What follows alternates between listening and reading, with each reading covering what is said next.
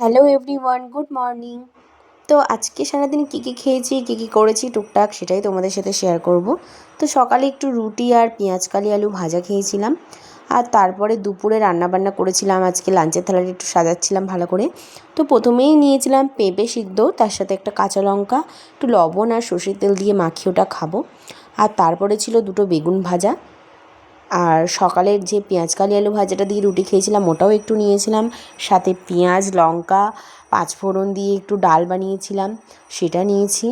আর বানিয়েছিলাম চুবড়ি আলু, যেটা আমার শাশুড়ি মা পাঠিয়েছিল। চুবড়ি আলু দিয়ে ফ্রিজে দেখলাম 2 পিস ভেটকি মাছ ছিল, ওটা দিয়েই তরকারি বানিয়েছিলাম। তো আজকে লাঞ্চের থালিটায় একদম সিম্পল, মানে খুবই ভালো ছিল। আর শীতকালে তো ভাজাভুজি দিয়ে ভাত খেতে আমার দারুণ লাগে, বেগুন ভাজা বিশেষ করে।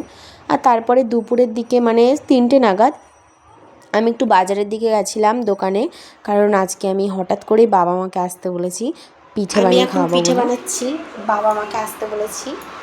তো আমি কী বানাচ্ছি সেটা তোমায় দেখাই। এই যে দেখো, নারকেল পিঠে বানিয়েছি, ঠিক আছে। এখনও গরম ভাব উঠছে, জল পড়েছে। আর এই যে বানাচ্ছি আমি পাটিসাপটা, এই যে বানানো হচ্ছে এখনও। আর তোমার এই ছানা দিয়ে বানাচ্ছি। আর এইটা হলো বিউলির ডাল ভিজিয়েছি, এটা দিয়ে সরু চাটনি বানাবো, ঠিক আছে। পিঠে বানিয়ে তারপরে বাবা মা আসুক, তারপর রাতে কি রান্না করি সেটাও তোমাদের সাথে শেয়ার করবো। লাল লাল ঝাল ঝাল মাটন।